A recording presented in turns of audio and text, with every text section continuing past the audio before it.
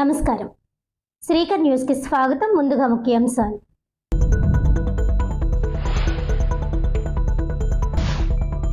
రాష్ట్ర వ్యాప్తంగా 46 లక్షల మంది రైతులకు అన్నదాత సుఖీభవ పీఎం కిసాన్. తూర్పుగోదావరి జిల్లాలో 1,14,000 మంది లబ్ధిదారులు. ఒక్కో రైతుకు 7,000 రూపాయలు చొప్పున మొదటి విడత సాయం జమ. జిల్లా ఇన్ఛార్జి మంత్రి నిమ్మల రామానాయుడు.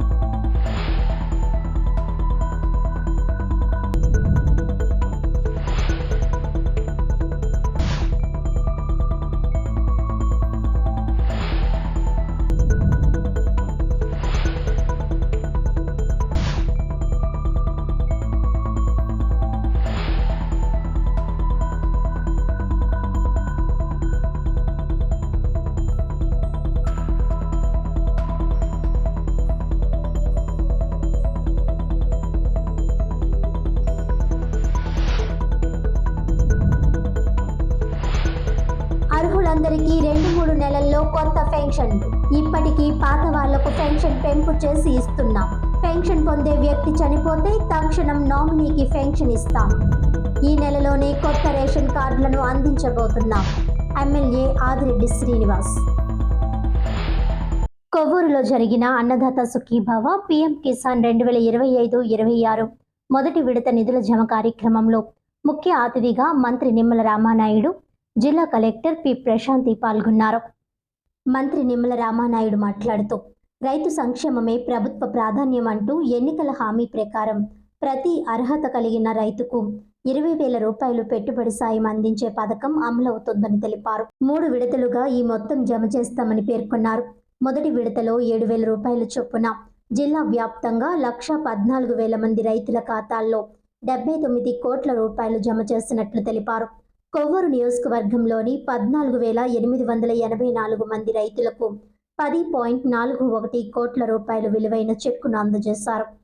ఇక 2014-2019 మధ్య వ్యవసాయ సబ్సిడీలు, పరికరాల పంపిణీ, సాయిల్ హెల్త్ కార్డు వంటి అనేక కార్యక్రమాలు చేపట్టామని, ఆ తర్వాత వచ్చిన ప్రభుత్వం రైతు సంక్షేమాన్ని విస్మరించిందని ఆరోపించారు. అప్పటి పాలనలో ఇన్పుట్ సబ్సిడీ 20,000 నుండి 16,000కి తగ్గించారని విమర్శించారు. ఆర్థికంగా కష్టకాలంలోనూ ప్రభుత్వం రైతుల పట్ల నిబద్ధత చూపుతోందని పేర్కొన్నారు. కౌలు రైతులకు కూడా ఈ పథకాన్ని వర్తింపజేస్తామని, వారికి అక్టోబర్-జనవరిలో నిధులు జమ అవుతాయని తెలిపారు. ప్రాజెక్టుల మరమ్మతులకు 350 కోట్ల రూపాయలు విడుదల చేసిన విషయాన్ని తెలియజేస్తూ, ధవళేశ్వరం గేట్ల సమస్య పరిష్కారానికి, దారవరం ముంపు సమస్యకు లిఫ్ట్ స్కీమ్ ఏర్పాటు చేస్తామని చెప్పారు. ఈ కార్యక్రమానికి అధ్యక్షత వహించిన కొవ్వూరు ఎమ్మెల్యే ముప్పిడి వెంకటేశ్వరరావు మాట్లాడుతూ, పీఎం కిసాన్ క్రింద కేంద్రం ఇచ్చే 6,000 రూపాయలతో పాటు రాష్ట్ర ప్రభుత్వం ఇచ్చే 14,000 రూపాయలను కలిపి మొత్తం 20,000 3 విడతలుగా అందిస్తున్నట్లు వివరించారు. గత ప్రభుత్వ హయాంలో రైతులకు 1,600 కోట్ల బకాయిలు చెల్లించకుండా ఉన్నాయని, ప్రస్తుత ప్రభుత్వం వాటిని చెల్లించిందని పేర్కొన్నారు. స్థానిక సమస్యల పరిష్కారాన్ని కోరారు.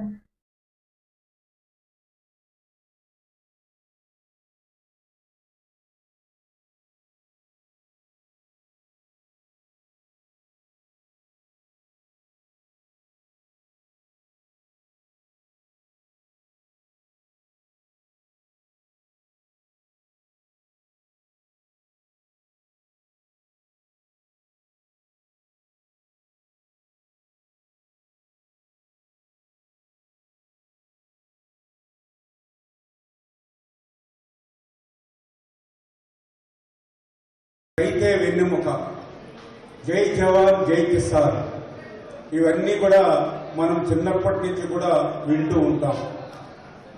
వ్యవసాయంలో సాయం అనేటువంటి పేరుంది, కానీ అవి అందేటువంటి క్రమంలో రైతులు ఎన్నో ఇబ్బందులు, కష్టాలు పడుతున్నటువంటి పరిస్థితిని మనందరం కూడా చూస్తూ ఉన్నటువంటి పరిస్థితి.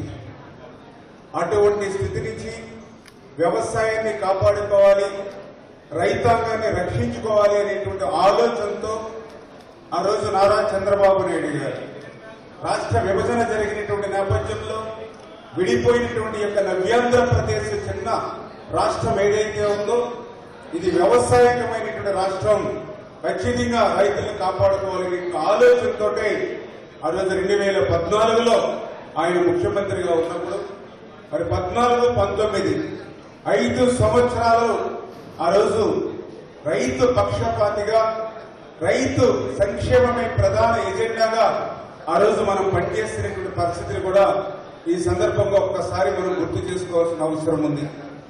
ఎందుకంటే ఆ రోజు మీరందరూ కూడా చూస్తారు, ఒక ఇన్సూరెన్స్ సకాలంలో అందడంలో కానీ, ఒక ఇన్పుట్ సబ్సిడీ 20,000 రూపాయలకి హెక్టార్కి పెంచి ఇవ్వడంలో కానీ, రైతాంగానికి అవసరమైనటువంటి వ్యవసాయక పనిముట్లు ఏవైతే ఉన్నాయో రైతు రథాలు ట్రాక్టర్ల దగ్గర నుండి, కృషి ట్రాక్టర్ల దగ్గర నుండి, ఆయిల్ ఇంజిన్ల దగ్గర నుండి, వరి కోత యంత్రాల దగ్గర నుండి, వరి నూర్పిడి యంత్రాల దగ్గర నుండి ఇట్లా 50% సబ్సిడీతో ఆ రోజు పెద్ద ఎత్తున వ్యవసాయ యాంత్రీకరణ ప్రోత్సహించడం అనేది ఆ రోజు మనం 14-19లో మనం చూసాం. అందరికీ కూడా నమస్కారం. కొద్ది రోజులుగా ఎదురు చూస్తున్న కార్యక్రమం ఇది. రైతులందరూ కూడా వారికి రావాల్సిన పెట్టుబడి సహాయం ఎప్పుడు వస్తుంది అని ఎదురు చూస్తూ ఉన్నారు. ఈరోజు అందరూ అర్హులైన రైతులందరికీ కూడా వారికి ఇవ్వవలసిన పెట్టుబడి సహాయాన్ని అన్నదాత సుఖీభవ అనే కార్యక్రమం ద్వారా వాళ్ళ అకౌంట్స్లోకి ట్రాన్స్ఫర్ చేయడం అనేది జరుగుతుంది. గతంతో పోల్చుకుంటే మరింత సహాయాన్ని గవర్నమెంట్ అందించడం జరుగుతుంది. ఈ సహాయం ద్వారా 20,000 రూపాయలు మీకు 3 విడతలుగా మీ అకౌంట్స్లోకి జమ చేయబడతాయి. ఈ సహాయంలో మరొక ముఖ్యమైన విషయం, ఎవరైతే ల్యాండ్లెస్ పూర్గా ఉండి టెనెంట్ ఫార్మర్స్ గా ఓన్లీ వ్యవసాయం మాత్రమే చేసుకుంటూ వారి పేరు మీద ఎటువంటి ల్యాండ్ కూడా లేని వారికి కూడా మనం 20,000 రూపాయల సహాయం అందించడం జరుగుతుంది. అది అక్టోబర్ నెలలో, జనవరి నెలలో జరుగుతుంది. సో ఒక రకంగా చెప్పాలి అంటే ఎవరైతే భూమిని కలిగి ఉన్నారో వాళ్ళకి ఈ సహాయం అందుతుంది. భూమి లేకుండా ఓన్లీ వ్యవసాయం మాత్రమే టెనెంట్ ఫార్మర్ గా ఎవరైతే చేస్తున్నారో వాళ్ళకి కూడా ఈ సహాయం అనేది అందించడం జరుగుతుంది. అలానే మనకి ROFR పట్టాదారు మన నియోజకవర్గంలో లేకపోవచ్చు, కానీ అటవీ భూముల్లో సాగు చేసుకున్న వారికి కూడా ఈ సహాయం మనం అందిస్తున్నాం. సో ఇంత మెరుగ్గా ఈ కార్యక్రమం చేయడానికి ఒకటే ఉద్దేశం, రైతుల యొక్క అభివృద్ధి. వాళ్ళు చేస్తున్న పనిలో వాళ్ళు దేని ద్వారా అయితే వాళ్ళ జీవనోపాధులను చేసుకుంటున్నారో అది మరింత మెరుగుపరచాలి అనే ఉద్దేశంతో ఈ కార్యక్రమాన్ని చేపట్టడం జరిగింది. దీనితో పాటుగా ఒక్కసారి వ్యవసాయ శాఖలో గత కొంతకాలంగా జరుగుతున్న కార్యక్రమాలు మీరు చూస్తే, కొన్ని సంవత్సరాలుగా ఆగిపోయిన ఫార్మ్ మెకనైజేషన్ అనేది చేయడం జరిగింది. ఫార్మ్ మెకనైజేషన్ ద్వారా రైతులకి వ్యవసాయంపై పెట్టుబడి అనేది తగ్గడమే కాకుండా వాళ్ళని త్వరగా చేసుకోవడానికి కూడా అవకాశం ఉంటుంది. NREGS వల్ల కానీ లేదా చాలా మంది బయట పనులకు వెళ్ళడం వల్ల కానీ మీకు లేబర్ మీద పెట్టే ఖర్చు అనేది రోజు రోజుకి ఎక్కువ అవుతుంది. దానికి ప్రత్యామ్నాయమే మనం చేసుకున్న ఫార్మ్ మెకనైజేషన్, అది కూడా మనం చేసుకున్నాం. అలానే మీకు సీడ్స్ సప్లై చేయడం జరిగింది సబ్సిడీ ద్వారా. అలానే ఫెర్టిలైజర్స్ కూడా కొరత లేకుండా ఎప్పటికప్పుడు మీకు అవసరానికి తగినట్టుగా సప్లై చేస్తున్నాము. అలానే నేచురల్ ఫార్మింగ్ని కూడా ఒకవైపు ఎంకరేజ్ చేస్తూ రైతులు ఆరోగ్యకరమైన పంటలు పండించేటట్టుగా కూడా చేయడం జరుగుతుంది. అధికారం చేపట్టిన కూటమి ప్రభుత్వం ప్రజారంజక పాలనకు బదులుగా అరాచక పాలనకు చంద్రబాబు అనుకో తెరతీసిందని మాజీ మంత్రి కారుమూరి నాగేశ్వరరావు ఆరోపించారు. మద్యం కుంభకోణంలో నిందితుడిగా సెంట్రల్ జైల్ రిమాండ్ ఖైదీగా ఉన్న రాజంపేట ఎంపీ మిథున్ ప్రతిపక్ష నేత జగన్ రెడ్డిని శనివారం ములాఖత్తులో మాజీ మంత్రి కారుమూరి నాగేశ్వరరావు, ఎమ్మెల్సీ తోట త్రిమూర్తులు, మాజీ ఎమ్మెల్యే జగ్గిరెడ్డి కలిశారు. ఈ సందర్భంగా మాజీ మంత్రి కారుమూరి నాగేశ్వరరావు మాట్లాడుతూ, లేని నిక్కర్ కేసులో ఎంపీ మిథున్ రెడ్డిని ఇరికించి అక్రమంగా అరెస్ట్ చేశారని అన్నారు. ఈ కేసుకు సంబంధించి ఎటువంటి ఆధారాలు లేవని, పాలన గాలికి వదిలేసి కూటమి ప్రభుత్వం డైవర్షన్ పాలిటిక్స్ చేస్తుందన్నారు. ఎన్నో ప్రభుత్వాలు మారాయని, కూటమి ప్రభుత్వం తరహా రాజకీయాలు ఎవరూ చేయలేదన్నారు.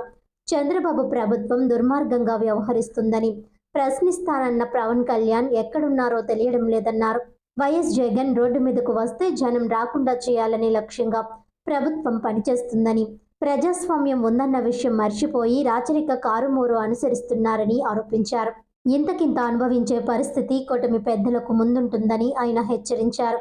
ఎప్పుడూ ఒకరి వద్దే ఉండదని అన్నారు. ప్రభుత్వం ప్రతిపక్షాలపై కక్ష సాధింపు ధోరణితో పనిచేస్తుందని, మీరే అధికారంలో ఉండరని, మిథున్ రెడ్డి ఎల్లకాలం వివాదాలకు దూరంగా ఉంటారని, లిక్కర్ కేసుకు మిథున్ రెడ్డికు సంబంధం ఏమిటని ఆయన ప్రశ్నించారు. మద్యం వ్యాపారం గురించి మాట్లాడడానికి కూటమి పెద్దలకు ఏ రకమైన అర్హత లేదన్నారు. జిల్లాల వారీగా మద్యం గురించి పాటలు పెడుతున్నారని, ఎమ్మెల్యేలు దోచుకు తింటున్నారని ఆయన ఆరోపించారు. వైఎస్ జగన్ అధికారంలో ఉన్నప్పుడు జనావాసాల్లో ఎక్కడా బ్రాందీ షాపులు లేవని, గత ప్రభుత్వంలో రేషన్ డోర్ డెలివరీ ఇస్తే ఇప్పుడు మద్యం డోర్ డెలివరీ అవుతుందని త్రిమూర్తులన్నారు. ప్రభుత్వం దుర్మార్గమైన విధానాలను అవలంబిస్తుందని, ఏడాది కాలంలోనే 1,60,000 కోట్లకు పైగా అప్పులు చేశారని అన్నారు. ప్రభుత్వం మారిన తర్వాత 35 ఎకరాల భూమిని స్వాధీనం చేసుకున్నారని, ఇటువంటి కక్ష సాధింపు వల్ల ఏం సాధించలేరని త్రిమూర్తులు స్పష్టం చేశారు. మాజీ ఎమ్మెల్యే చిర్ల జగ్గిరెడ్డి మాట్లాడుతూ, లేని లిక్కర్ స్కామ్ బయటకు తీసుకువచ్చి చంద్రబాబు వెనుక ఉండి నడిపిస్తున్నారని అన్నారు. దావోస్, సింగపూర్ వెళ్లి ₹1 కూడా పెట్టుబడి సాధించలేకపోయారని, వెనుక ఉండి స్క్రీన్ ప్లే డైరెక్షన్ ఇవ్వటం కరెక్ట్ కాదన్నారు. 300 కోట్ల రూపాయలు తగలేసి మొన్నే వైజాగ్లో యోగా పెట్టారని, రాష్ట్రంలో ప్రతిపక్ష నాయకుడు వస్తున్నాడని తెలిసి రోడ్డు త్రవ్వేసిన ఘనత చంద్రబాబుదన్నారు.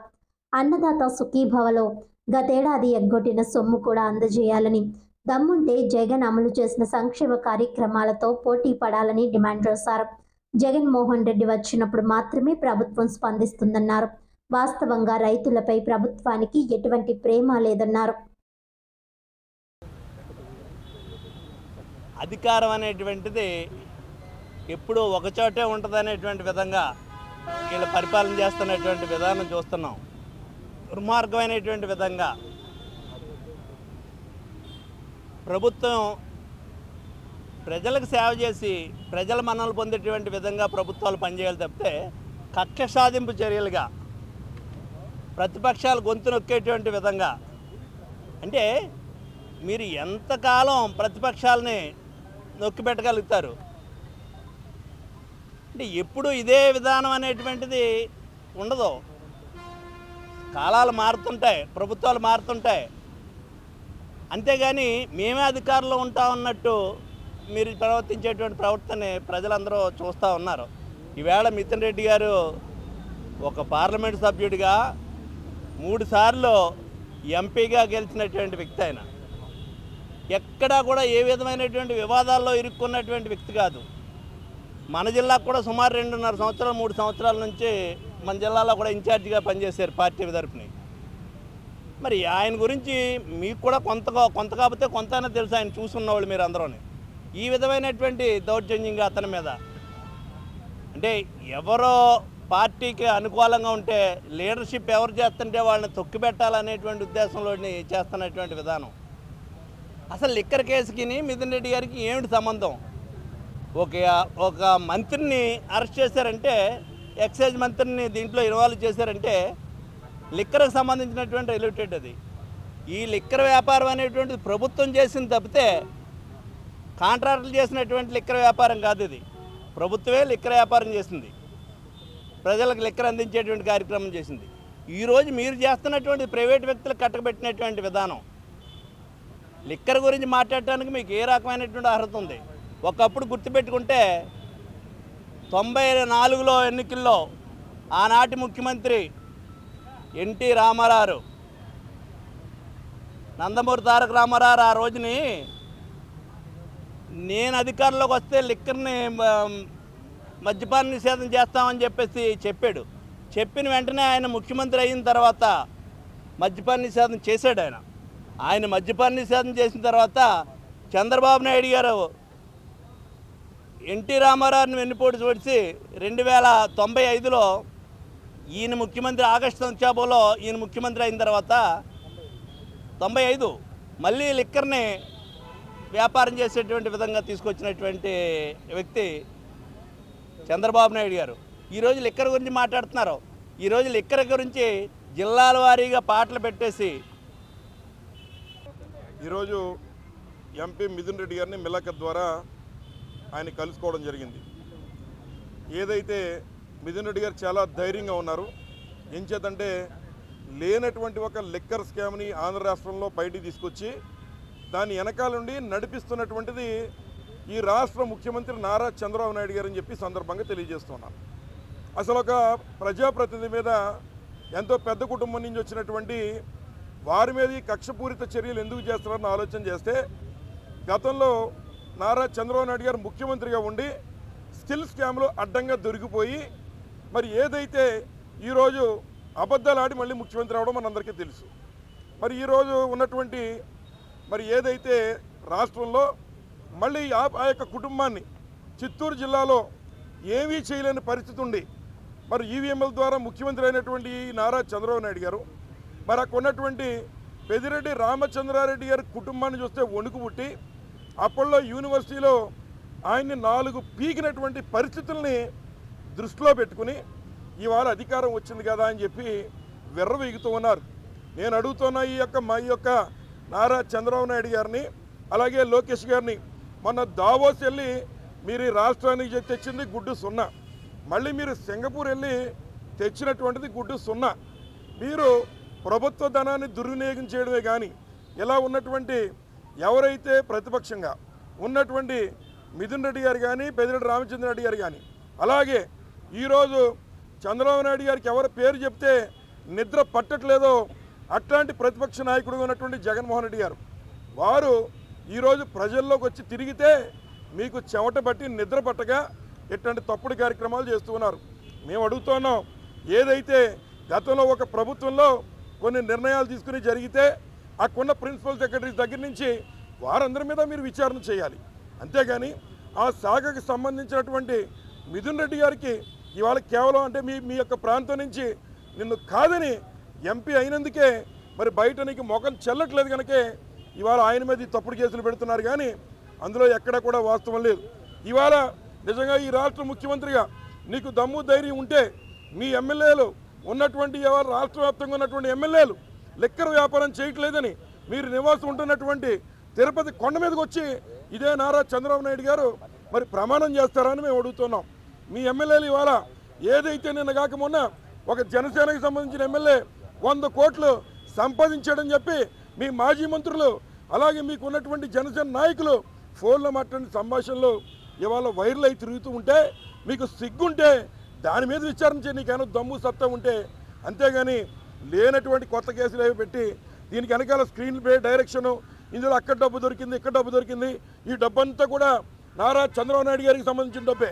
ఏం చేతంటే ఆయన కొడుకు ఇక్కడ చేసిన అవినీతి డబ్బు మరి ఏదైతే ఇక్కడ పోలవరంలో సుమారు ఇన్ని కోట్లు అప్పు చేసి మరి వచ్చినటువంటి డబ్బులన్నీ కూడా కంపెనీల ద్వారా 10% మరి ఏదైతే వాళ్ళకి ఇచ్చిన ఫండ్ని మళ్ళీ కమిషన్ రూపేణా తీసుకుని దాన్ని పట్టుకెళ్ళి ఇవాళ హైదరాబాద్లో దాచి ఇవాళ ఏ రకమైన కేసులు పెడితే వీరికి బెయిల్ రాకుండా ఉంటుందనే విధంగా మీరు కార్యక్రమాలు చేస్తున్నారు.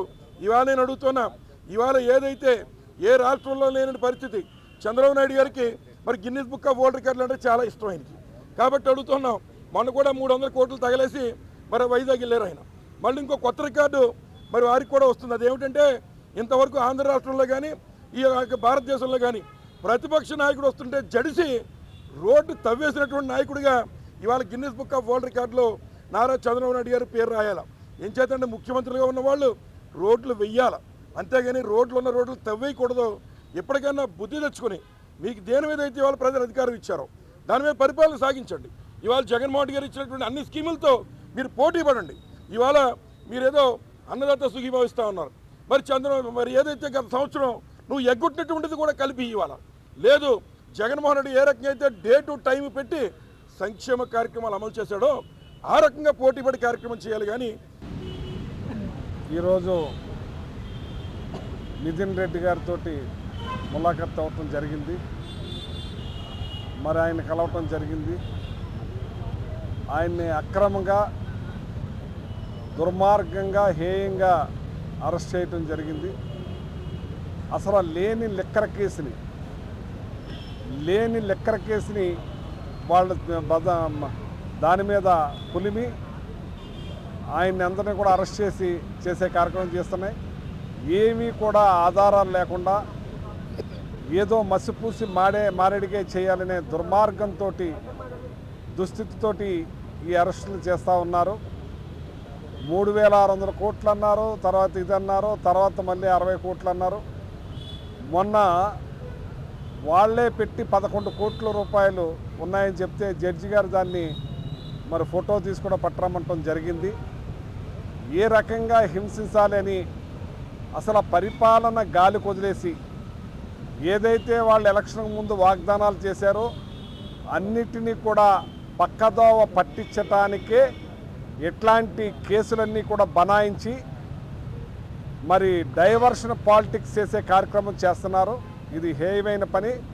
భారతదేశ చరిత్రలో ఏ రాష్ట్రంలోనూ కూడా ఎన్నో ప్రతిపక్షాలు ఉన్నాయి, ఎన్నో స్వపక్షాలు ఉన్నాయి, ఎన్నో జరిగినాయి ఎలక్షన్స్. కానీ ఈ టైప్ ఆఫ్ పద్ధతి ఎక్కడ చూడలేదు. చాలా విడ్డూరంగా ఉంది. రెడ్ బుక్ సిద్ధాంతం, మరి ఈ రకంగా అరెస్టులు చేసే కార్యక్రమం, ప్రజల్ని హింసించటం, ప్రజల్ని బాధ పెడతాం, ఎన్ని రకాలుగా కూడా ఏ ఒక్క మనిషిని కూడా రాష్ట్రంలో వదలకుండా హింసించే కార్యక్రమం చేస్తున్నారు. ఇలాంటి అరెస్టులు కానీ, ఇళ్ళు కూల్చటాలు కానీ, మనుషులను చంపటాలు కానీ ప్రతి ఒక్కటి కూడా దుర్మార్గంగా ప్రవర్తిస్తున్నారు. టోటల్గా రాష్ట్ర పరిపాలన గాలి కొదిలేశారు. ఒక రైతాంగాన్ని పట్టించుకోవటం లేదు, ఒక కార్మికుల్ని పట్టించుకోవటం లేదు, ప్రజలను పట్టించుకోవటం లేదు. అంతా కూడా డైవర్షన్ పాలిటిక్స్ తోటే చేస్తూ ఉన్నారు. అసలు ఎవరు ఈ పరిపాలన అనేది అర్థం కాకుండా ప్రశ్నిస్తానన్న పవన్ కళ్యాణ్ గారు ఎక్కడున్నారో కనపడతలేదు. అలాగే ఈ చంద్రబాబు నాయుడు గారు ఏం చేస్తున్నారో ఆయనకే తెలియట్లేదు. ఇక లోకేష్ గారు అయితే ఎంతసేపు కూడా అరెస్టులు, వాళ్ళని జైల్లో పెట్టాలి, వీళ్ళని జైల్లో పెట్టాలి. ఒక ప్రతిపక్ష నాయకుడు రోడ్డు మీదకి వచ్చే కార్యక్రమం ఎవరు చేశారు? మీరే చేశారు. మీరు రైతులకి గిట్టుబాటు ధర కల్పిస్తే ఆయన రోడ్డు మీదకి వస్తారా? మామిడికాయలకి గిట్టుబాటు ధర కల్పిస్తే రోడ్డు మీదకి వస్తారా? ఆయన ఈ అరెస్టులు చేయకుండా ఉంటే ఆయన రోడ్డు మీదకి వస్తారా? ఆయన రోడ్డు మీదకి వస్తే జనం రాకుండా చేయాలి. అర్హులైన ప్రతి ఒక్కరికి 2-3 నెలల్లో కొత్త పెన్షన్లు ఇవ్వబోతున్నామని రాజమహేంద్రవరం సిటీ ఎమ్మెల్యే ఆదిరెడ్డి శ్రీనివాస్ తెలిపారు. వృద్ధాప్య, వితంతు, వికలాంగ పెన్షన్లు కొత్తవి మంజూరు చేసి అందిస్తామని అన్నారు. స్థానిక 40వ వార్డ్ మూలగొయ్య అవసరాలకు తగిన విధంగా చేపట్టిన నూతన డ్రైనేజీ రోడ్ల నిర్మాణ పనులను శనివారం ఆయన పరిశీలించారు. అలాగే ఆ ప్రాంతంలో చేపట్టాల్సిన అభివృద్ధి పనులు అధికారులకు సూచించారు. ఈ సందర్భంగా స్థానికులు తమకు పెన్షన్ రావడం లేదని చెప్పడంతో ఎమ్మెల్యే ఆదిరెడ్డి వాసు స్పందిస్తూ అర్హులందరికీ కొత్తగా పెన్షన్లు మంజూరు చేసి ఇస్తామని అన్నారు. కూటమి ప్రభుత్వం అధికారంలోకి వచ్చిన వెంటనే ఎన్నికల్లో ఇచ్చిన హామీ మేరకు 1000 రూపాయలు పెన్షన్ పెంచి ఇచ్చామని ఆయన గుర్తు చేశారు. గత వైసీపీ మాదిరిగా ఏడాదికి 250 చొప్పున కాకుండా ఇచ్చిన మాట ప్రకారం ఒకేసారి 1000 రూపాయలు పెంచి పెన్షన్ అందిస్తున్నామని ఎమ్మెల్యే వాసు చెప్పారు. అలాగే వికలాంగులకు 6000 రూపాయలు ఇస్తామని చెప్పి ఇస్తున్నామని, బెడ్ రీడెన్ అయితే 15000, డయాలసిస్కి 15000 ఇస్తున్నామని ఎమ్మెల్యే వాసు చెప్పారు. కొత్త పెన్షన్లను ఇచ్చేలోగా పాత పెన్షన్దారుల్లో ఎవరైనా చనిపోతే తక్షణమే నామినీకి పెన్షన్ ఇచ్చే బాధ్యత కూటమి ప్రభుత్వం తీసుకుందని తెలిపారు. ఆ విధంగా సిటీ నియోజకవర్గంలో 375 మందికి పెన్షన్లు ఇవ్వడం ద్వారా కూటమి ప్రభుత్వం చిత్తశుద్ధి చాటుకుందని ఆయన హర్షధ్వానాల మధ్య చెప్పారు. ఇలాంటి విషయాలను ప్రజలు గమనించాలని అన్నారు. గత 5 ఏళ్లలో అర్హత గల కొత్త వారికి ఒక్కరికైనా పెన్షన్లు ఇచ్చిన దాఖలాలు ఉన్నాయా అని ఎమ్మెల్యే వాసు ప్రశ్నించగా లేదని జనం నుంచి సమాధానం వచ్చింది.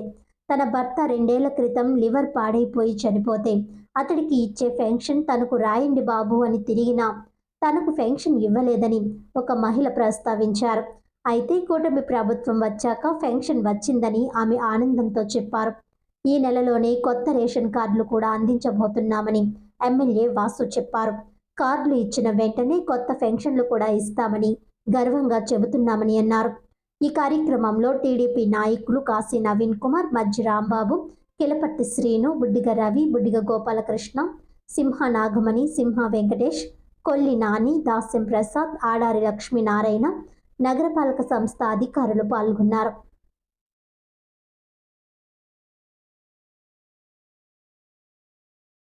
వచ్చినప్పుడు అందరితో చర్చించి అందరికీ కూడా ఆమోదయోగంగా చేయగలిగితేనే అభివృద్ధి కార్యక్రమాలు ఇక్కడ సాగుతాయి. అవగాహన కలిగిన పార్టీగా మరి వాళ్ళందరితో కూడా చర్చించి 2-3 రోడ్స్ ఇప్పటికే ఒక కొలిక్కి రావడం జరిగింది. మిగతా కూడా ఫర్దర్గా సమీక్షిస్తూ ఉన్నాం. దాంతోపాటు ఇక్కడ ఇప్పుడే కొంతమంది ప్రజలతో మాట్లాడడం జరిగింది. గత 5 సంవత్సరాలుగా వైఎస్ఆర్ కాంగ్రెస్ పార్టీ అధికారంలో ఉన్నప్పుడు ఒక్క కొత్త పెన్షన్ ఇచ్చిన పాపానికి పోలా. కూటమి అధికారంలోకి వచ్చిన తర్వాత ఈ సంవత్సరంలోనే కేవలం ఈ నియోజకవర్గంలో 375 కొత్త పెన్షన్స్ ఇవ్వడం జరిగింది. 375 కూడా ఎలాంటివంటే, పెన్షన్ తీసుకుంటున్న ఇంటి పెద్ద మరణించిన తర్వాత ఎవరి యొక్క ప్రమేయం లేకుండా తక్షణమే ఒక 15 రోజుల వ్యవధిలో వారి యొక్క నామినీకి పెన్షన్ ఇచ్చే కార్యక్రమం కూటమి ప్రభుత్వం తీసుకుంది. అంటే ఒక పెద్ద మనసుతో ఆలోచించారు గౌరవ ముఖ్యమంత్రి గారు. ఇంటి పెద్ద కోల్పోతే ఆ ఇంటికి ఒక ధైర్యం నింపాలి, ఆ ఇంటిలో వస్తున్న పెన్షన్ తక్షణమే నామినీకి ఇవ్వాలని భారీ కానివ్వండి ఇంకెవరైతే వాళ్ళు 375 కొత్త పెన్షన్లు ఇవ్వడం, నిన్న వాళ్ళకి అమౌంట్ కూడా ఇవ్వడం జరిగింది ఇంటింటికి. ఇప్పుడే కొంతమంది వచ్చి 40 వార్డులు తిరుగుతూ ఉంటే, అభివృద్ధి కార్యక్రమాలు సమీక్షిస్తూ ఉంటే ధన్యవాదాలు తెలియచేసి చెప్తా ఉన్నారు. 3 సంవత్సరాలు అయింది భర్తని కోల్పోయి, పిల్లలు వారి దారి వారు చూసుకున్నారు, ఆదరణ లేకుండా పోయాను. చంద్రబాబు నాయుడు గారు పెద్ద మనసుతో పెన్షన్ ఇవ్వడం వల్ల ఈరోజు నా 4,000 నాకు ఉపయోగపడుతున్నాయని చెప్తా ఉన్నారు. ఇది ఆరంభం. వచ్చే నెల, ఈ నెలే ఆగస్టు 15వ తారీఖు దాటిన తర్వాత కొత్త రేషన్ కార్డ్స్ ఇస్తాం, రైస్ కార్డ్స్. అవి ఇచ్చిన తర్వాత ఒక నెల 2 నెలల వ్యవధిలో అర్హత ఉన్న వాళ్ళందరికీ కూడా కొత్త పెన్షన్స్ ఇచ్చే కార్యక్రమం తీసుకుంటా ఉన్నాం. సూపర్ 6 హామీలు చూడండి. 7వ తారీఖున అన్నదాత సుఖీభవ, అంటే ప్రతి రైతు అకౌంట్లో 20,000 రూపాయలు జమ వేస్తూ ఉంది కూటమి ప్రభుత్వం. ఎన్నికల్లో ఇచ్చిన హామీకి అనుగుణంగా చేస్తూ ఉన్నాం. 7వ తారీఖున రైతన్నకి అండగా నిలబడతా ఉంది కూటమి ప్రభుత్వం. 15వ తారీఖున మహిళలకు ఉచిత బస్సు కార్యక్రమాన్ని శ్రీకారం చుడతా ఉన్నాం. అంటే సూపర్ 6లో ఇచ్చిన హామీలలో 90% పూర్తి చేసేస్తూ ఉన్నాం. ఈ 2 కూడా ఇచ్చిన హామీలే కాకుండా ఇవ్వని హామీలు కూడా అమలు చేస్తూ ఉన్నాం. ఓ పక్కన అభివృద్ధి కార్యక్రమాలు పరిగెడతా ఉన్నాయి, మరో పక్కన సంక్షేమానికి పెద్దపీట వేస్తూ ఉన్నాం. గతం మాదిరిగా అమ్మ ఒడి వేసిన రోజు బటన్ నొక్కితే ఎంతమందికి అంతమందికి సరి, ఇంక దాని తర్వాత తప్పులు ఉన్నా సరి చేసుకునే అవకాశం లేదు. కానీ తల్లికి వందనం ఈరోజు కూడా సైట్ ఓపెన్ అయ్యి ఉంది. 2 నెలలు దాటినా ఇంకా తల్లికి వందనం ఎవరికైనా ఇబ్బంది ఉంటే గ్రీవెన్స్ రేస్ చేసి వాళ్ళు పడే కార్యక్రమం తీసుకుంటా ఉన్నాం. ఇది సంక్షేమం ఇవ్వాలనుకున్న ప్రభుత్వం ఆలోచన విధానం. సంక్షేమాన్ని తగ్గించాలనుకున్నది వైసీపీ ప్రభుత్వం ఎలా చేశారో చూడండి. 3,500 కోట్ల స్కామ్, లిక్కర్ స్కామ్.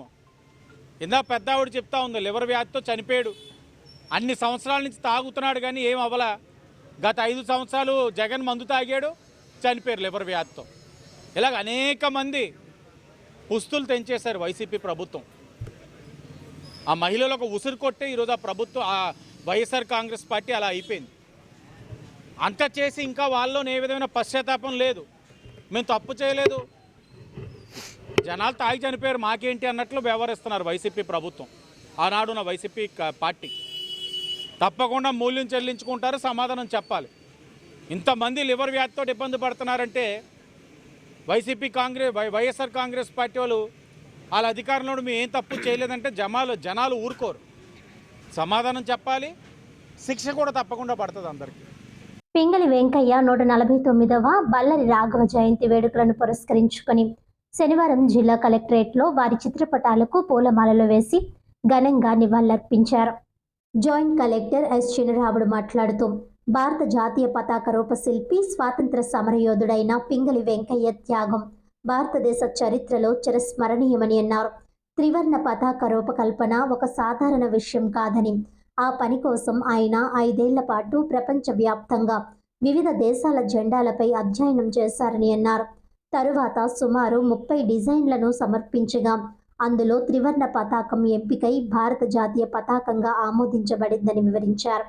ఆ ఘనత మన ఆంధ్రప్రదేశ్కు కృష్ణా జిల్లా బట్ల పెనుమరులో జన్మించిన పింగళి వెంకయ్య గారికి చెందడం మనందరికీ గర్వకారణమని అన్నారు. స్వాతంత్రోద్యమంలో ఆయన పాత్ర గొప్పదని, వ్యవసాయ శాస్త్రవేత్తగాను కేంబ్రిడ్జ్ విశ్వవిద్యాలయంలో విద్యను అభ్యసించిన ప్రముఖులలో ఆయన ఒకరని గుర్తు చేశారు. రాజ్యాంగ సభ 1947 జూలై 21న త్రివర్ణ పతాకాన్ని జాతీయ పతాకంగా ఆమోదించగా, స్వాతంత్ర్య అనంతరం చరకా స్థానంలో అశోక చక్రాన్ని జోడించడం జరిగిందన్నారు. ఆంధ్ర, కర్ణాటక నాటక పితామహుడు బళ్ళారి రాఘవ జయంతి సందర్భంగా కూడా ఘనంగా నివాళులర్పించామని తెలిపారు. బ్రిటిష్ పరిపాలనా కాలంలోనే తన కళా చాతుర్యంతో ఉద్యమ స్ఫూర్తిని ప్రజల్లో నింపిన మహానుభావుడు రాఘవ అని గుర్తు చేశారు. అనేక సాంఘిక నాటకాల రచయితగా, ప్రజ్ఞాశీలిగా, నాటక రంగం మీద తనదైన ముద్ర వేసిన వ్యక్తిగా బళ్ళారి రాఘవ తెలుగు ప్రజల గుండెల్లో చిరస్థాయిగా నిలిచారని తెలిపారు. పింగళి వెంకయ్య వంటి వీరుల త్యాగాల వల్లే మనం ఈరోజు స్వేచ్ఛా వాయువులను పీలుస్తున్నామని, బళ్ళారి రాఘవ వంటి వ్యక్తులు మన సంస్కృతి సాంప్రదాయాలను ప్రతిబింబించే విధంగా వారు చేసిన కృషి జ్ఞాపకం చేసుకోవడం మన అదృష్టమని, వీరికి తెలుగు ప్రజలు ఎప్పటికీ రుణపడి ఉంటారని జాయింట్ కలెక్టర్ ఎస్ చినరాముడు తెలిపారు. ఈ కార్యక్రమంలో జిల్లా రెవెన్యూ అధికారి టి సీతారామమూర్తి, సంగీత కళాశాల principal P Srinivas Sharma, collectorate AO MD Ali, DSO P Parvathi, ఇతర అధికారులు, కలెక్టరేట్ సిబ్బంది తదితరులు పాల్గొన్నారు.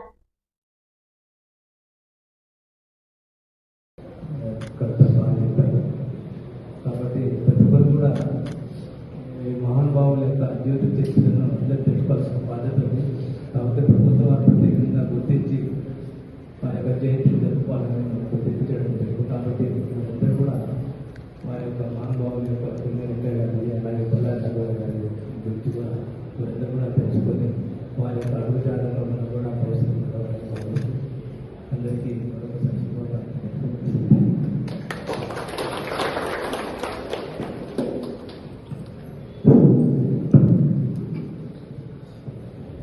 అందరికీ వందనాలు.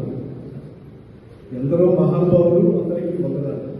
ఈరోజు రాష్ట్ర ప్రభుత్వం ఆదేశానుసారం మనం చేస్తున్నటువంటి కార్యక్రమం మరి కలెక్టర్ ఆఫీస్ ఆవరణలో జిల్లా కలెక్టర్ గారు, అలాగే గౌరవ జాయింట్ కలెక్టర్ గారు, సిబ్బంది ఆధ్వర్యంలో మనం నిర్వహిస్తూ ఉన్నాము. రాష్ట్ర ప్రభుత్వాల ఆదేశాల మేరకు ఈ కార్యక్రమంలో మనకి సాంస్కృతిక శాఖ, అలాగే మనకి క్రీడలు డిస్ట్రిక్ట్ స్పోర్ట్స్ అథారిటీ, తర్వాత మనకి నేషనల్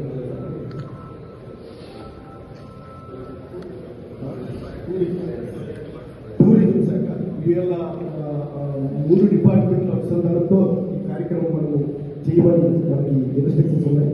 మరి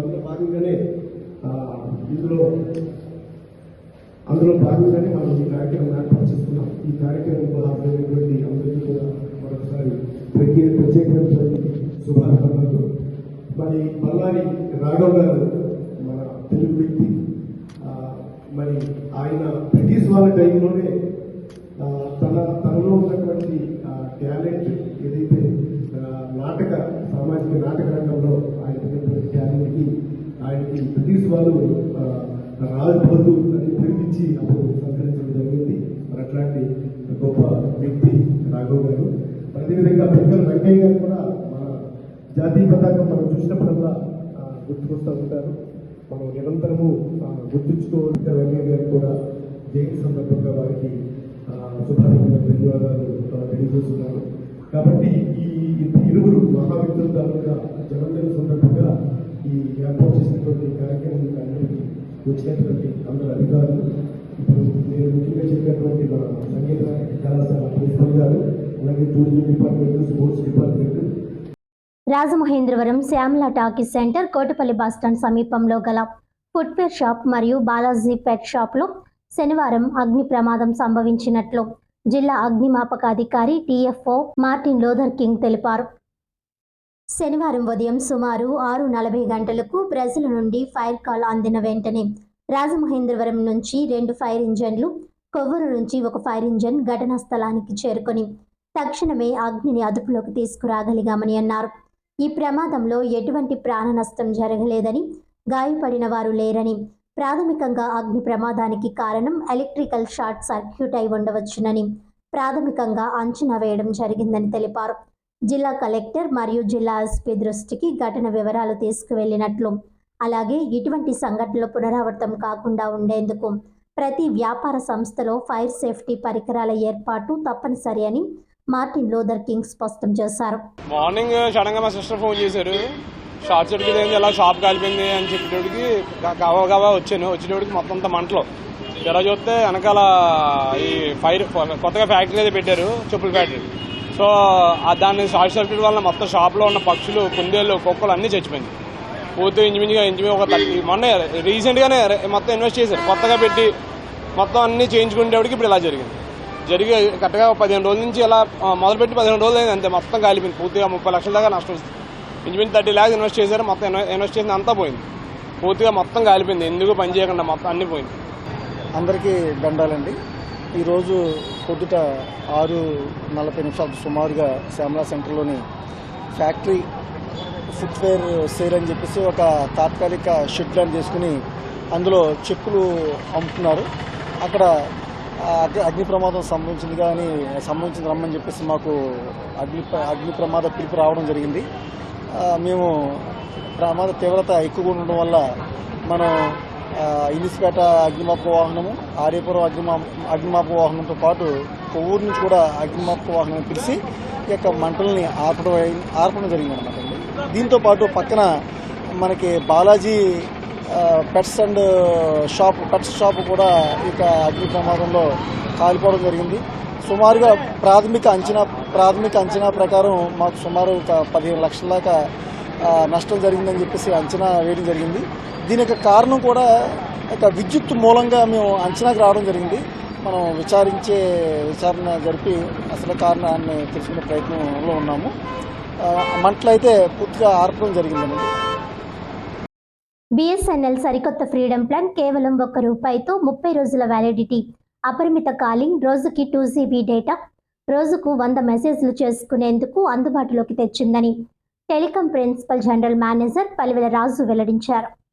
స్థానిక గోకవరం బస్టాండ్ వద్దనున్న నన్నయ్య సంచార్ భవన్లో జరిగిన మీడియా సమావేశంలో పలివెల రాజు మాట్లాడుతూ, ఉచిత సిమ్ కార్డు ఇవ్వబడుతుందని, ఎంఎన్పి వినియోగదారులకు కూడా ఈ ఆఫర్ వర్తిస్తుందని, కావున అందరూ ఈ అవకాశాన్ని వినియోగించుకోవాలని కోరారు. ఉమ్మడి తూర్పుగోదావరి జిల్లాలో బిఎస్ఎన్ఎల్ వినియోగదారులకు మరింత మెరుగైన సదుపాయాలను అందించేందుకు అన్ని చర్యలు తీసుకుంటున్నామని జీఎం తెలిపారు. ఈ నెల 1వ తేదీ నుంచి 30వ తేదీ వరకు ఈ ఫ్రీడమ్ ప్లాన్ తీసుకునేందుకు వెసులుబాటు కల్పించామని అన్నారు. జిల్లాలో 777 2G, 3G, 4G టవర్స్ పనిచేస్తున్నాయని, ఇంకా 11 ప్రాంతాల్లో ప్రతిపాడు, రౌతులపూడి, శంఖవరంలలో టవర్లు ఏర్పాటు పనులు జరుగుతున్నాయని అన్నారు. ఇన్ఫ్రా ప్రొవైడర్స్ ద్వారా 4G సర్వీస్ అందించేందుకు కృషి చేస్తున్నామని వివరించారు. ఏజెన్సీతో పాటుగా మొత్తం తూర్పు జిల్లాల్లో 427 సైట్స్ ఉన్నాయండి. బీటీఎస్ సైట్లు ఉన్నాయి. దాంట్లో 777 పైచులకు బీటీఎస్లు పనిచేస్తున్నాయి, 2G, 3G, 4G కలిపి. సో ఈ 4G శాటిలైట్ ప్రాజెక్టు ఏజెన్సీ ప్రాంతంలో ఇప్పటివరకు 361 టవర్స్ మేము కమిషన్ చేయడం జరిగింది. ఇంకా ఒక 17 టవర్స్ మాత్రమే మిగిలి ఉన్నాయి ఏజెన్సీ ప్రాంతంలో. అంటే 11 జిల్లాలు ప్లస్ మన కాకినాడ జిల్లాలోని ప్రతిపాడు మండలము, రౌతులపూడి, శంఖవరం మండలము, అలాగే ఏలేశ్వరం మండలంలో కొన్ని సైట్స్ బీటీఎస్లో వస్తున్నాయి 4G శాటిలైట్ ప్రాజెక్ట్. మాదిగల చీకటి జీవితాల్లో వెలుగులు నింపిన మహనీయుడు పద్మశ్రీ మందకృష్ణ మాదిగ అని తెలుగు రాష్ట్రాల ఏకైక బార్ కౌన్సిల్ సభ్యులు బి జైకర్, ఎమ్మెల్యే జాతీయ అధ్యక్షులు వివి రత్నం, జాతీయ అధికార ప్రతినిధి కొత్తపల్లి ప్రసాదరావు, ఎంఎల్ఎఫ్ ఆంధ్రప్రదేశ్ అధ్యక్షులు జాలా పుల్లన్న అన్నారు. శుక్రవారం రాజమహేంద్రవరం వై జంక్షన్లోని ఆనం రోటరీ హాల్లో ఎంఆర్పిఎస్ 30 సంవత్సరాల ఉద్యమ ఫలితంగా 2024 ఆగస్టు 1వ తేదీన 7 సుప్రీంకోర్టు జడ్జిల ధర్మాసనం ఎంఆర్పిఎస్ వర్గీకరణ న్యాయబద్ధమైందని, రాష్ట్రాల వారీగా జనాభా ప్రాతిపదికన వర్గీకరించుకోవచ్చునని సుప్రీంకోర్టు ఇచ్చిన తీర్పునకు సంవత్సర కాలమైన సందర్భంగా జడ్జిమెంట్ డే మాదిగ న్యాయవాదుల సమైక్య ఆంధ్రప్రదేశ్ శాఖ ఆధ్వర్యంలో ఘనంగా జడ్జిమెంట్ డే వేడుకలు నిర్వహించారు. ఎంఎల్ఎఫ్ జాతీయ నేతలు మాట్లాడుతూ ఆగస్టు 1వ తేదీ పీడిత కులాల ఉమ్మడి విముక్తి దినోత్సవం అని అన్నారు. ఈ సందర్భంగా మాట్లాడుతూ గత 30 సంవత్సరాల కాలంగా పద్మశ్రీ మందకృష్ణ మాదిగల విముక్తి కోసం వర్గీకరణ పోరాటం చేశారని అన్నారు. పోరాటంలో హింసకు తావు లేకుండా అందరి మనసులు గెలిచి వర్గీకరణ ఫలాలు సాధించారని అన్నారు. ఎంఆర్పిఎస్ ఉద్యమంలో ఉభయ గోదావరి జిల్లాలో తాడేపల్లిగూడెం నుంచి న్యాయవాదుల వాణి వినిపించేందుకు చలో ఢిల్లీ కార్యక్రమం నిర్వహించినట్లు తెలిపారు. 30 సంవత్సరాల వర్గీకరణ పోరాట ఫలితంగా 7 జడ్జిల ధర్మాసనం సమగ్ర విచారణ జరిపి 560 పేజీల తీర్పు ఇచ్చిందని తెలిపారు. ఈ వర్గీకరణ వలన మాదిగలలో భవిష్యత్ తరాలకు వర్గీకరణ ఫలాలు అందుతాయని ఆశాభావం వ్యక్తం చేశారు. ఈ సందర్భంగా వర్గీకరణ తీర్పు ఇస్తూ చేసిన జడ్జిలకు కృతజ్ఞతలు తెలిపారు. ఈ తీర్పు ఫలితంగా దేశంలో 21 రాష్ట్రాలు, హర్యానా, పంజాబ్ తదితర దక్షిణాది రాష్ట్రాలు వర్గీకరణ చేసేందుకు తీర్మానం చేసినట్లు తెలిపారు. అలాగే తెలంగాణ రాష్ట్రం వర్గీకరణకు జీవో విడుదల చేసిందని, ఆంధ్రప్రదేశ్ ఆర్డినెన్స్ జారీ చేసిందని తెలిపారు. ఈ సందర్భంగా రాజమండ్రి డిక్లరేషన్ విడుదల చేశారు. 1. పద్మశ్రీ మందకృష్ణ మాదిగ పేద ప్రజల ప్రయోజనాల కొరకు ఏ నిర్ణయం తీసుకున్నా మాదిగ న్యాయవాదులు సంపూర్ణ మద్దతు ప్రకటిస్తుంది. 2. తెలుగు రాష్ట్రాల్లో ఆయా ప్రభుత్వాలు జారీ చేసిన ఎస్సీల వర్గీకరణ జీవోల ప్రకారం ప్రభుత్వంలో ఉన్న అన్ని శాఖలు ఆ జీవోలను ఖచ్చితంగా అమలు చేయాలి. 3. భారతదేశంలో ఉన్న అన్ని న్యాయస్థానాలలో రోస్టర్ విధానం ప్రవేశపెట్టి ఎస్సీలకు రావాల్సిన ఏపీపీ, ఏజీపీ, జీపీ పోస్టులలో ఎస్సీ వర్గీకరణ అమలు చేయాలి. 4. మాదిగ, రెల్లి అనుబంధ కులాల ఉద్యోగులను మాదిగేతర కులాల వేధింపులకు గురి చేస్తే ఆయా అధికారులను న్యాయస్థానం ముందు నిలబెడతాం. 5. వర్గీకరణ వ్యతిరేక శక్తులు మీ సంకుచిత భావాలను విడనాడి మందకృష్ణ మాదిగ అన్నతో కలిసి భవిష్యత్ నిర్మాణానికి పనిచేయడానికి సిద్ధం కావాలని పిలుపునిస్తూ ఉన్నాం. ఈ కార్యక్రమంలో జాతీయ నాయకులు డాక్టర్ దోలపల్లి సుబ్బారావు, మట్టా జయకర్, కిషోర్ బాబు, ఎంఎల్ఎఫ్ నేతలు, నాయకులు కొండెపూడి ఉదయ్ కుమార్, యార్లగడ్డ అశోక్ కుమార్, దోలపల్లి జయరాజ్, వైరాల అప్పారావు, చింతపత్తి రాంబాబు, దోసల రాజు, సవరపు థామస్, కుందేటి జెస్సీరాణి, డాన్ సూర్య అనకాపల్లి, ప్రముఖ న్యాయవాదులు, ఎంఆర్పిఎస్ నేతలు, ఎంవీఎఫ్ నాయకులు తదితరులు పాల్గొన్నారు. మాది గారు 30 సంవత్సరాల ఈ దండోరా ఉద్యమం, వర్గీకరణ ఉద్యమం ఏదైతే ఉందో ఈ సౌత్ ఇండియా అన్ని రాష్ట్రాల్లో బాగా చేయడం జరిగింది. ఉభయ తెలుగు రాష్ట్రాలు, కర్ణాటక, తమిళనాడు ఈ రాష్ట్రాల్లో. కానీ ఢిల్లీకి మాత్రం మొట్టమొదటి ప్రోగ్రామ్గా మాదిగ లాయర్స్ ఫెడరేషన్ న్యాయవాదులుగా మేము ముఖ్యంగా ఒక సంతోషకరమైన విషయం ఇక్కడ చెప్పదలుచుకుంది ఏంటంటే, పశ్చిమ గోదావరి జిల్లా తాడేపల్లిగూడెంలో ఒక లాయర్ల ఫెడరేషన్ ప్రోగ్రాంలో చెలో ఢిల్లీ, మాదిగ లాయర్లు చెలో ఢిల్లీ అనే ఒక కార్యక్రమం అది ప్రపోజ్ రావడం జరిగింది. పశ్చిమ గోదావరి జిల్లాకు సంబంధించిన మాదిగ న్యాయవాదులందరూ కూడా ఢిల్లీకి వెళ్తే బాగుంటుందన్న, ఒక కార్యక్రమం పెడితే బాగుంటుందన్నందుకు కృష్ణమాదిగ గారు అప్పుడు వెంటనే యాక్సెప్ట్ చేసి మొట్టమొదటిసారిగా ఢిల్లీలో దండోరా ఉద్యమం అంటే మాదిగ లాయర్స్ ఫెడరేషన్ ఆధ్వర్యాన్ని జరిగిందని చెప్పి సగర్వంగా తెలియజేస్తూ, కాబట్టి ఇదే గోదావరి జిల్లాలోనే ఈ జడ్జిమెంట్ డే జరపాలని న్యాయవాద మిత్రులందరూ కోరినందుకు కృష్ణమాదిగ గారు అనుమతించి మమ్మల్ని ఈ కార్యక్రమంలో పాల్గొనడానికి పంపడం జరిగింది. ముఖ్యంగా మీడియా మిత్రులకు ధన్యవాదాలు. 30 సంవత్సరాలుగా మాదిగ లాయర్స్ ఫెడరేషన్ జాతీయ అధ్యక్షుడిని. ఆగస్టు 1వ తేదీ 2024న భారతదేశ అత్యున్నత న్యాయస్థానం 30 సంవత్సరాల మాదిగల వర్గీకరణ పోరాటాన్ని గుర్తించి ఇది సబబే అని చెప్పేసి 560 పేజీలతో కూడుకున్నటువంటి యొక్క మాదిగల వెనుకబాటుతనం, మాదిగ ఉపకులాలకు రావాల్సినటువంటి వాటా మీద సమగ్ర జడ్జిమెంట్ ఇచ్చింది. ఇది 30 సంవత్సరాలుగా మాదిగలు, మాదిగ ఉపకులాలు గౌరవశ్రీ మందాకృష్ణ మాదిగ గారి నాయకత్వంలో పోరాడితే వచ్చినటువంటి యొక్క జడ్జిమెంటు. ఇది మాదిగ ఉపకులాలకు సంబంధించినటువంటి వారసులకి, భవిష్యత్ తరాలకి అందవలసినటువంటి ఒక గొప్ప అవకాశాన్ని సృష్టించడం జరిగింది మందకృష్ణ మాదిగ గారు. ఈ గొప్ప దినాన్ని మేము ఎక్కడి నుంచి అయితే తూర్పుగోదావరి, పశ్చిమ గోదావరి జిల్లాల నుంచి ఢిల్లీకి వెళ్ళనేటువంటి సంకల్పము మొదలయ్యిందో అదే ఇక్కడనే అంత విజయవంతం అయిన తర్వాత మొట్టమొదటి జడ్జిమెంట్ డే కార్యక్రమాన్ని ఇక్కడే చేస్తే బాగుంటుందనేటువంటి మా న్యాయవాద మిత్రులందరి కోరిక మేరకు ఉభయ గోదావరి జిల్లాలో జరగాలని చెప్పేసి నిర్ణయం తీసుకుని ఈరోజు ఇక్కడ ఈ జడ్జిమెంట్ డే కార్యక్రమము సుప్రీంకోర్టుకు కృతజ్ఞతాపూర్వకంగా 30 సంవత్సరాల పోరాటం ఎలాంటి ఇబ్బందులు లేకుండా, హింసకు తావు లేకుండా గౌరవ శ్రీ మందాకృష్ణ మాదిగ గారి నాయకత్వంలో మేము వర్గీకరణ ఫలాలను సాధించుకున్నందుకు సుప్రీంకోర్టు కృతజ్ఞతాపూర్వకంగా కార్యక్రమం నిర్వహిస్తూ ఉన్నాం. మెన్స్ సింగిల్స్ విభాగం ఛాంపియన్షిప్ 2025 పోటీల్లో నగరానికి చెందిన కొత్తపల్లి శ్రీ మోహిత్ మొదటి స్థానంలో నిలిచారు. ఛాంపియన్షిప్ 2025 పోటీల్లో నగరానికి చెందిన కొత్తపల్లి శ్రీ మోహిత్ మెన్స్ సింగిల్స్ విభాగంలో మొదటి స్థానంలో నిలిచారు. తిరుపతిలో జూలై 18 నుంచి 11 వరకు జరిగిన రాష్ట్ర స్థాయి బ్యాడ్మింటన్ ఛాంపియన్షిప్ పోటీల్లో శ్రీ మోహిత్ ఈ ఘనత సాధించారు. ప్రస్తుతం గౌహతిలో శిక్షణ తీసుకుంటున్న ఆయన సెప్టెంబర్లో జరిగే సాత్కాన్ బ్యాడ్మింటన్ పోటీలకు ఆంధ్రప్రదేశ్ తరపున ప్రాతినిధ్యం వహించనున్నారు. అదేవిధంగా నవంబర్లో జరిగే జాతీయ స్థాయి పోటీల్లో ఆంధ్రప్రదేశ్ నుంచి ఆడనున్నారు. వార్తలోని ముఖ్యాంశాలు మరోసారి.